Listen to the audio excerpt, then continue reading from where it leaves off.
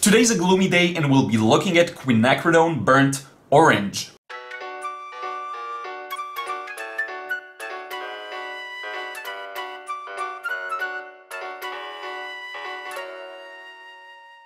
What up friends, Liron here. Thank you for joining me in another episode of The Paint Show, and today we'll be looking at quinacridone burnt orange. I got this one originally as well from the Daniel Smith's secondary set, and I just decided, because the previous episode was on the Carbazole Violet, that it could be really cool to just go over this entire set because I really like it. So this is the second one I'm showing, and probably the next episode is going to be about Undersea Green. So quinacridone burnt orange is a color that originally I liked the most out of this set. Now I say originally because later on I came to really like the other ones. It took me some time of getting used to them, but originally this was the one that really stood out for me. It comes in a 15 milliliter tube. I really enjoyed it. By the way, check out the Carbazole Violet video. Also, if you want to see some artwork, like two paintings that I show you of that I did using this set in general. Now what I mostly use this one these days is as a substitute for Daniel Smith's Burnt Sienna.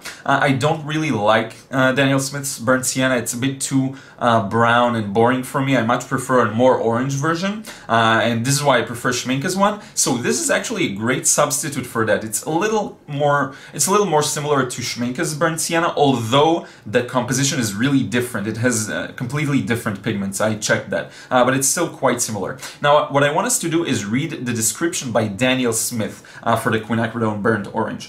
So they say, our Daniel Smith quinacridone burnt orange is a brilliant smoldering orange sienna color, makes sense, add to French ultramarine and create dramatic sky washes with a gray-blue mix that renders a full value scale, which is really good, by the way. You will see this in a few moments when we demo. Use quinacridone burnt orange to modify sap green in landscapes to achieve rich, mossy greens that coordinate land with sky. Highly durable and extremely transparent, all the quinacridone colors excel in vivid clarity and intensity.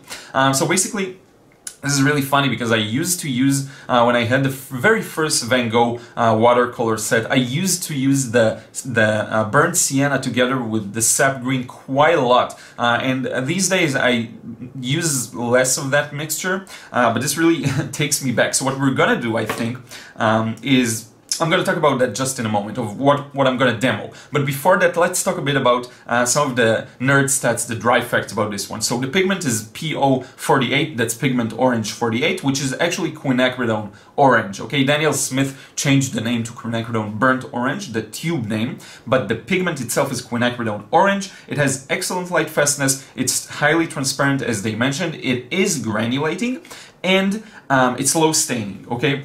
If I'm not mistaken, this pigment is actually high staining, but I don't know exactly what they did here, but they say it's low staining. The series is 2, so it's definitely not the cheapest. This one goes for about 17 bucks on Amazon from what I saw, and not including shipment, so it's about $17. That's not that cheap. However, it is a 15 milliliter tube that lasts for a long time. I still got this one.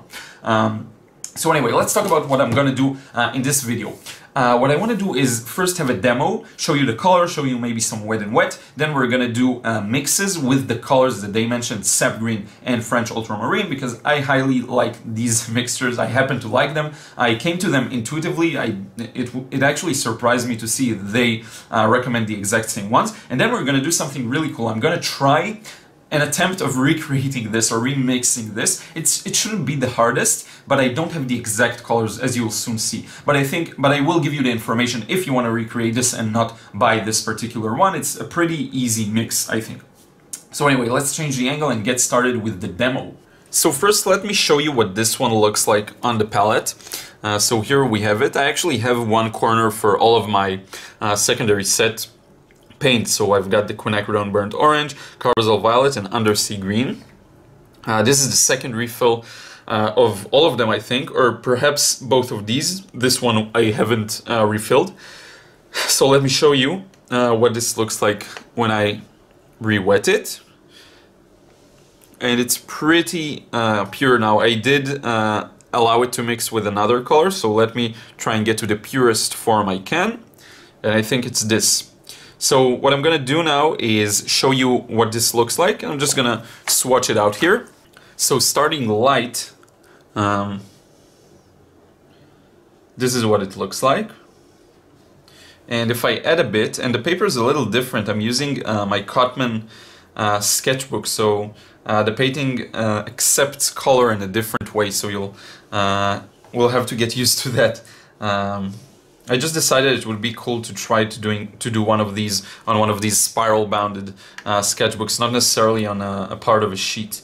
So in any case, with this one it's a bit different when compared to the Carbazole Violet. As you can see, the range of values isn't as dark, but it's still quite dark, I would say. And as they mentioned in the description, they said mixing this one with French Ultramarine will get it really dark. And if I recall correctly, this is true indeed. So what I'm gonna do now is move a bit and show you the wet and wet.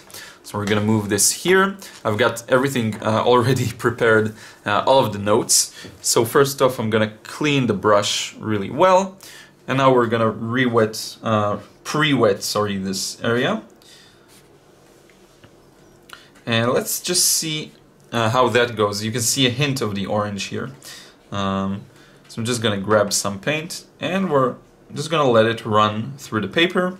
And it has a really serious spread, I think. If I compare this one to the Carbazole Violet, I think this one spreads out a little more. It could be due to the paper, but I don't believe that's the paper. I do feel like there's a difference in how they spread. You can see here, especially with the very concentrated paint, I'm just basically doing this. I'm just touching the pen, or the well, sorry, and I'm just placing it in, and it spreads out a little more, I think, than what the Carbazole Violet did. So this is basically what it looks like wet in wet. What we're gonna do is let this one dry for a few moments, and we're gonna revisit them just to take a look at the final result. I'm gonna pour in some wetter paint. Maybe we'll get some blooms. And I think this is enough for the wet and wet. Now let's look at some mixes. So the first mix I want to explore is with the French Ultramarine. So let's start with just a very light light wash of the orange. And what I'm gonna do, and sorry about the shifting lighting conditions, there's natural light, but it's pretty cloudy today, and so there may be a few changes. Now I'm gonna add to that here, let me show you. To this mixture, I'm gonna put in a bit of French Ultramarine with it. I'm gonna allow it to mix a bit, and we'll see what we can get. Okay, so this is with some of the mixture, and I will let them mix on paper as I recommended you as well, because I think it's just a better way of showing what they look like. But you can basically see the transition here. Let's do, and I think you get a good idea of what these look like mixed on paper, but let's try and create a very dark mixture of the two here on the palette. So I'm just going to grab a lot of the quinacridone burnt orange, and it dries a little harder on the palette. The Carbazole Violet is much easier to pick up, okay, so that's one thing to note. But it does turn vibrant very easily, so it's not one of those colors that harden significantly and then you have to take out a lot of them to get a vibrant or rich color. Okay, so that's a good thing. So I'm going to move this aside a bit, and you can see this is what we get. Kind of I would say a brown, green, gray kind of thing. I don't even know how to define this, and I don't think it's necessary, but it does get pretty dark, and then of course if I'm gonna glaze over it later on, it's gonna get even darker. So now let's try out the sap green mix, and this is one that I haven't tried. Well, I did get to try it in one of my recent paintings, but I don't often try it. So I'm gonna just grab a bit of the quinacridone burnt orange, and I'm just gonna place a rather wet wash. Okay, we're gonna let it mix together on the paper. Now I'm wetting the well of sap green. Here's my sap green, and I'm just gonna use that again, pretty wet mixture. So this is what these two look together. Now what I'm gonna do is try and create a dark mixture together with these two, and just see what it looks like and how dark we can get it to go. it's interesting how sometimes two paints, sorry, you didn't get to see, two paints aren't necessarily the darkest on their own, but then when mixed together they really complete each other in that kind of dimension.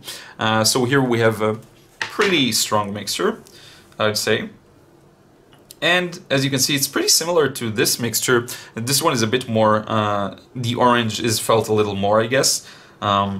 Also, this one has a bit more yellow in it because of the yellow and the green. But probably also blue, which explains why it's similar. If I'm not mistaken, sap green and French ultramarine are related. I'm not sure about that, so correct me in the comment section if I'm mistaken. But if I recall correctly, they are, and so this is why it makes sense that this mix will be similar to this mix. Okay, so anyway, this is it in terms of mixtures. What I want to try out now is to mix my own mixture that will try and imitate or emulate the way this color looks. So I wrote this down on a note for myself, and let me tell you what kind of a way is, I think, the simplest to mix something similar that will also imitate its characteristics. So that's if you take PY150, which is nickel azomethine yellow, and some kind of a synthetic organic red like Parylene maroon or quinacridone rose, so that's PR179 or PV19, you should get a similar mixture. Now, I don't have a yellow that's PY150, but my gut tells me that if I mix my two yellows, which is the New Gamboge and the lemon yellow, so let me show you. I'm just gonna clean it up a bit so that I can get a pure result. So if I grab some of the pure New Gamboge here, like this, and I'm gonna add to that some lemon yellow, I believe I could create a kind of a neutral yellow that will produce this result that I'm looking for, and then I can mix it with PV19, which is quinacridone rose. So this is kind of a mixture between my cool and warm yellows. So there we have it here. And if I'm just gonna grab, it's not perfect, but it is pretty okay. I'm gonna clean my brush and grab some the PV19, which is the quinacridone rose. I'm gonna put it here. You can see it has even a bit of green in it. So this should bring us to this kind of orange. Okay, so what I'm gonna do is now mix them on the palette and see what we get. I really have no idea. I'm trying this for the first time with you. So we've got, this is very dominated by the quinacridone rose, so we get this. Now we want to add a bit more of the yellows to it. So now I'm going to add a bit more of the lemon yellow or Hansa yellow. And we get kind of this, and this is getting quite similar, as you can see. So I'm gonna add a bit more of the Gamboge here, and we'll see where that takes us. I think the Gamboge may ruin this mixture, so it appears it does. So I'm gonna just try and take a lot of the lemon yellow here, put it like that, and then grab just a bit of the quinacridone rose, maybe a bit more. And as you can see, it's just, you need to really play around with it, but I would say the result is not that far off, considering that I'm using completely different colors from what I was recommended. But check this out. It's pretty similar. Let me move this for you. It's pretty similar. So if you have kind of a neutral to cool yellow and then quinacridone rose, which is very popular, or a maroon red, then you can recreate this quite easily. And it's a really nice orange, so you can definitely try it out as well. So this is everything I wanted to show you. Let me zoom out a bit and we can see all of the results here. So here's everything we did in this video. I started by swatching, showing you what it looks like. As you can see, it doesn't get as dark as the Carbazole Violet, for example, but it does go pretty dark. As dark as necessary for an orange, you know. I don't think you can expect it to be this dark. Now we have the Wet n Wet, and again, the way this dried is also, it depends on the paper itself. It's not the craziest paper, the best paper necessarily I've been using so far. We have the mix here from quinacridone burnt orange all the way to French ultramarine, and then a very strong mixture of the two. Here we have the sap green and quinacridone burnt orange. This is a bit more of a muddy kind of green, and it does seem like a good solution for connecting the sky with the land, because it creates something that is in between the land and the greens of the trees. This can also be a good part of the Velasquez palette. I think it's a bit different than the burnt sienna, but it could maybe be used with yellow ochre together to create that. And here we have the way we try to remix it with pretty much, I'd say, a nice similarity between the two. So just by taking the kind of Hansa yellow medium, perhaps with a bit of New Gamboge, then adding just a bit of quinacridone rose to it, and we get a very similar orange. So I really hope you enjoyed this one. Let me know what you think in a comment below, and let's change the angle and we can wrap up this video. So this is it. I really hope you enjoyed this video, learning something new about this color, and also just seeing the demo and understanding what you can do with it and how to remix it. I really enjoyed this episode. As I mentioned, next one will probably be about the undersea green, and then we can wrap up this secondary set, kind of really complete review, and I may add those to a playlist. I just thought about it now. I'll have a playlist of secondary set, and I'm gonna put there the secondary set and all those three probably videos. I will put links in the description box, affiliate links, meaning if you buy this using my link, I get a commission, you pay the exact same price. Thank you so much, by the way. I did see quite a few people bought through my link, so thank you. I make a small commission, which is really nice. And aside from that, also check out my podcast. I will put a link in the description box below. Don't forget to subscribe if this is the first video you see. I have many other videos like this one about the paint show. I'm showing different tubes. I have about 22 now, I think. This is episode 22, I believe. And I have so many other videos of painting outside with my friends, some fun stuff, some more tutorial-ish videos, full painting demos with explanations narrated, and me explaining every step of the way. I really hope you enjoyed this video, and I really hope you enjoy my other videos, and I will see you again in another one really soon.